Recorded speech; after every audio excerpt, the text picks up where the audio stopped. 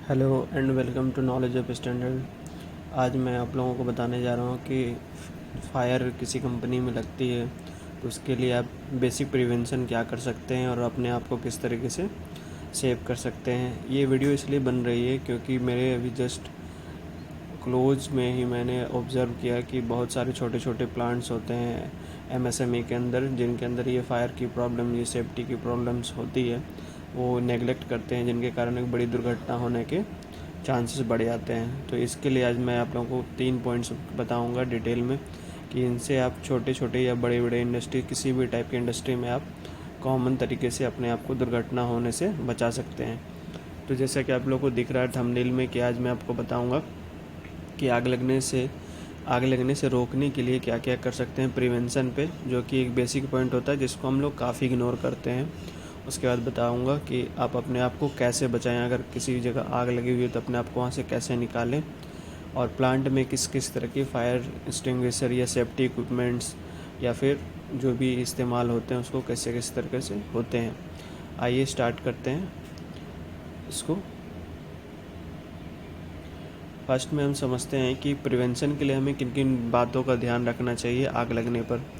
हमें करना क्या है फ्रेंड्स कि हमें अपने एरिया में, जोन में जा कर के रिस्क को, फायर हजार्ड्स को, यानी आग लगने वाले जो खतरे होते हैं, यानी जिनसे आग लगने की चांसेस ये बढ़ जाती है, उनके कारण, आग लगने के कारण वो हो सकते हैं, उनको हमें पहले आइडेंटिफाई करना, उनकी पहचान करके उनको इस तरीके से सेव करना है कि वो आग फैले नहीं। अगर हमारे लिए वो नेसेसरी नहीं है, आवश्यकता नहीं है उस चीज़ की, तो उसे हटा देना है और उसे डे टू डे में उसे ख़त्म करनी है। पहले पॉइंट को इस तरीके से हमें करना है। दूसरा पॉइंट है हमारा कि ज्वलनशील पदार्थ जो भी होते हैं, फ्लेमेबल गैस हो गए, एलपीजी सिलेंडर्स हो गए, या फिर कुछ कंबसन गैसेस हो गए, ऑयल्स हो गए, जिनको हम अगर यूज़ में, वर्क प्लेस पे हमारा यूज हो रहा है तो उनका स्टोरेज ऐसे करें कि वो चारों तरफ से उनके जो भी फायर से, आग से, या भी किसी भी टाइप्स के चीज़ों से जिससे आग लगने की उम्मीद या हल्की से भी उन पर रिस्क रहती है, तो उनके स्टोरेज को इतना परफेक्ट करें कि वहाँ तक वो आग पहुँचे ही नहीं, या फिर उनको एक तरह चिंगारी या स्मोकिंग की कुछ ज़रा से भी वहाँ पर जा ना पाए, उस तरीके से उनकी स्टोरेज करनी चाहिए। इस तरीके से हम उसको प्रिवेंशन की तरफ ध्यान दे सकते हैं। इलेक्ट्रिकल हजार्ड्स को पहचानें। कई जगह होते हैं कि इलेक्ट्रिक पैनल्स लगे होते हैं, तो इलेक्ट्रिक पैनल्स में होते हैं कि कई बड़े एमसीबीज होते हैं, हाई एनर्जी एमसीबीज होते हैं, कई जगह छोटे होते हैं। लेकिन वहाँ क्या होता है कि हम कॉमन एरर ये करते हैं कि वहाँ उसके नियर अबाउट में कुछ ज्वलनशील आइटम्स रख देते हैं, मतलब फ्लेमेबल चीज़ रख देते हैं। कार्टून बॉक्स हो गए, पेपर्स हो गए, ओपन वायरिंग हो गई। तो ये सब छोटी छोटी चीज़ें ना एक बड़े रिस्क को, बड़े एक्सीडेंट को इनविटेशन देती है, मतलब न्योता देती है। तो इन चीज़ों का ध्यान रखें और उनको फर्स्ट टू फर्स्ट प्रायोरिटी दे करके उनको सॉर्ट आउट करना है और उनको ख़त्म करके वहाँ पर एक सेफ जोन क्रिएट करना है, जिससे कि गलती से भी गलती वहाँ पर कोई एक्सीडेंट होने के चांसेस ना हो।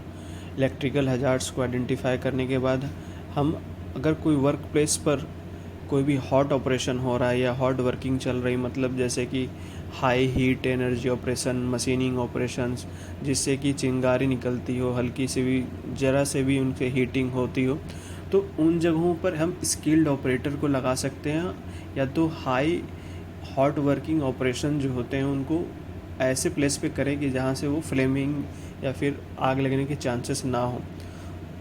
वहाँ पर स्पेशली हमें स्किल्ड ऑपरेटर ही लगाएं, अनस्किल्ड ऑपरेटर या सेमी स्किल्ड ऑपरेटर ना लगाएं, जिससे कि उन चीज़ों को वो ध्यान ना दे पाए कि वहाँ पर अगला क्या उससे प्रॉब्लम्स हो सकती है या फिर क्या एक्सीडेंट होने के चांसेस हो सकते हैं। तो इन पॉइंट का भी खासा ध्यान देना चाहिए हमें। लास्ट हमारा 5 पॉइंट्स हैं वो कि फायर सेफ्टी सिस्टम या सिलेंडर को इंस्टॉल तो करवाना अनिवार्य है ही, लेकिन कई जगह अब भी हैं कि इंस्टॉल नहीं होते हैं, सिर्फ एक छोटी सी बचत के लिए, छोटी कॉस्ट सेविंग के लिए। लेकिन ये एक नेसेसरी नहीं, अर्जेंट और वेरी वेरी अर्जेंट सिस्टम होता है, जो कि आपको एक बड़े दुर्घटना होने से को बचा सकता है, आपकी फैक्ट्री को और आपके प्लांट को या आपके फ्लोर को। तो इन चीज़ों को कभी इग्नोर ना करें, इनको टाइम टू टाइम देख करके इनको इंस्टॉल करके रखें। लास्ट हमारा है पीपीई किट का उपयोग करें। पीपीई किट जैसे कि मैं आपको बता दूंगा कि किस तरीके के होते हैं, लेकिन जनरली आप गूगल पे भी सर्च करोगे तो टाइप्स ऑफ पीपी किट आपको मिल जाएंगे। Helmet, gloves, aprons, smoke mask वगैरह, ग्लासेस वगैरह ये होते हैं। तो आगे समझते हैं कि आग लगी है तो आप अपने आप को वहाँ पे कैसे बचाएं। पहले छोटे छोटे बातों का ध्यान रखें कि वहाँ नर्वस या हताश नहीं होना है हमें। अपने आप को किसी कपड़े से ढक लें ताकि कोई जहरीली गैस आपको नुकसान न पहुँचाए। कहीं वहाँ पर आपके पास कोई फ्लेमेबल गैस या फिर कुछ अब पॉइजनस गैस होते हैं जिससे आपको सांस लेने में दिक्कत हो या फिर किसी भी प्रकार की दिक्कत हो, तो मास्क की तरह उसको यूज कर सकते हैं। या फिर अगर आपके पास नियर अबाउट आपको मिल जाती है उस जगह की लोकेशन पे, तो आप उसका इस्तेमाल करके वहाँ से हल्के हल्के कवर करके वहाँ से निकल सकते हैं। आग वाले एरिया में आग आग कहकर बाहर की ओर निकले। ये क्यों? ताकि आपके आस पड़ोस में अगर किसी को आग के बारे में ना पता है कि आग लग रही है या फिर आग फैल रही है, तो उन तक ये इन्फॉर्मेशन भी पहुंच जाएगी और वो वहाँ से निकलने के लिए आगे से तैयार हो जाएंगे और वहाँ से वो भी निकल के खड़े हो जाएंगे। हमें कहाँ जाना है? हमें इमरजेंसी असेंबली एरिया में जाकर खड़े होने हैं, जो कि हर एक कंपनी में होती है। अगर नहीं है तो आप उसे बनवाएं और अपने ऑपरेटर्स को ट्रेनिंग दें, अपने एम्प्लॉयज़ को ट्रेनिंग दें कि हमें इमरजेंसी असेंबली एरिया कहाँ पर रखनी है और कैसे रखनी है। ये तकरीबन आपके शॉप फ्लोर या आपके ऑपरेशनल एरिया से दूर ही होते हैं, लेकिन उनके लिए आपको उनको पहले से प्रिपेयर करके बताया जाता है कि उसको कहाँ पे आपको कितने टाइम पे निकलना चाहिए। इनके लिए कई जगह मॉक ड्रिल भी होते हैं फायर को लेकर के। इन चीज़ों का खासा ध्यान रखना। आइए मैं आपको समझाता हूँ कि यहाँ पर एक एनिमेशन के थ्रू, एक कार्टून के थ्रू आपको बताता हूँ कि किस तरीके से अपने आप को असेंबली एरिया से निकलना कैसे है। जैसा कि हम यहाँ पे आप देख सकते हैं कि एक व्यक्ति यहाँ पर, एक या ऑपरेटर बोल दीजिए, यहाँ से वो निकल रहा है, किसी जगह फायर लगी हुई है। तो इसमें क्या होगा कि हल्का से ये झुक करके निकलेगा। अगर आप स्ट्रेट निकलोगे तो यहाँ पर आपको क्या हो कि अगर सपोज ऊपर में कोई ऑब्जेक्ट है जो जल के गिरने वाली हो, तो उससे क्या हो कि इसके ऊपर जो चोट लगेगी वो सिर्फ साइड में, इसके साइड से स्लाइड होकर के नीचे की तरफ ये ऑब्जेक्ट मूव हो जाएगा।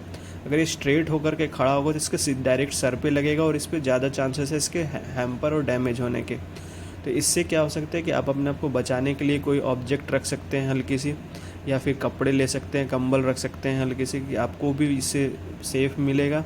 और जो ना हो, लेकिन अगर कोई ऑब्जेक्ट गिरता हो तो उससे भी आपको सेफ्टी से प्रिकॉशन मिल सकता है, जिससे कि आपको काफ़ी हेल्प मिलेगी। आपको जाना कहाँ है ये माइंड में क्लियर रखना है कि इमरजेंसी असेंबली एरिया में वहाँ हो तो निकले, या फिर खुले मैदान में जा कर के आप वहाँ से वहाँ निकल के जा सकें।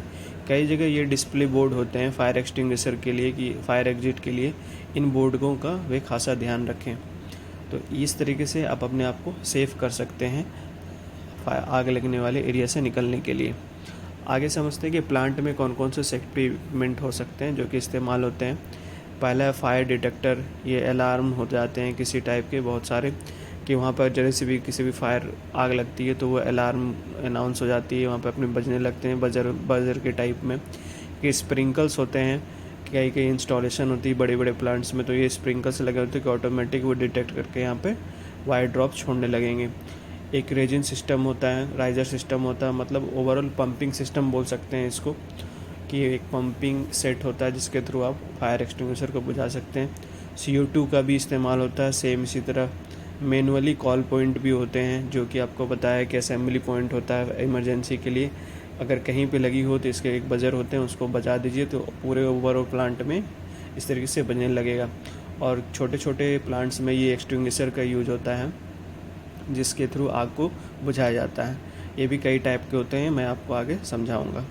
अब समझते हैं कि PPE किट क्या होते हैं। PPE किट जैसे आपको बताया कि ये एक पर्सन या ऑपरेटर है जो भी इस आग को बुझाने के लिए जाएगा, तो उसे एक हेलमेट, ग्लव्स या एप्रॉन, ये मास्क, जूते, सेफ्टी शूज़, इन चीज़ों को खासा ध्यान रखें। इनके बिना वो आग बुझाने में कोई भी मदद ना करें, नहीं तो इनको नुकसान हो सकता है।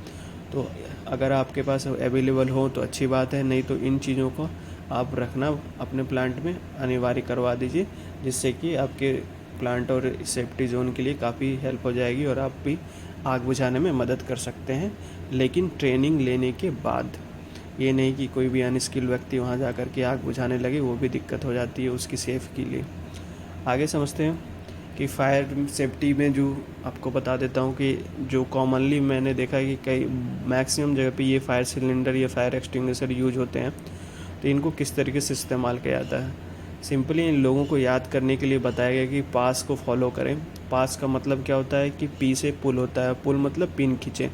पिन कहाँ खींचेंगे, ये वाला फ्रेंड, ये सिलेंडर में आपको दिख रहा होगा, इस जगह ये लोग के पास पिन बने हुए हैं, इसको पिन को पी से खींचें। उसके बाद क्या करना है, लक्ष्य को साधे, मतलब जहाँ पे आग लगी पड़ी है उसको एम करना है, इसके माउथ को, जो भी इस पाइप के थ्रू जो मेन इसका हेड है उसको उसके साइड में, जैसे यहाँ पे दिखाया जा रहा है उसके साइड में उसको सीधे उसके डायरेक्शन में शो करें।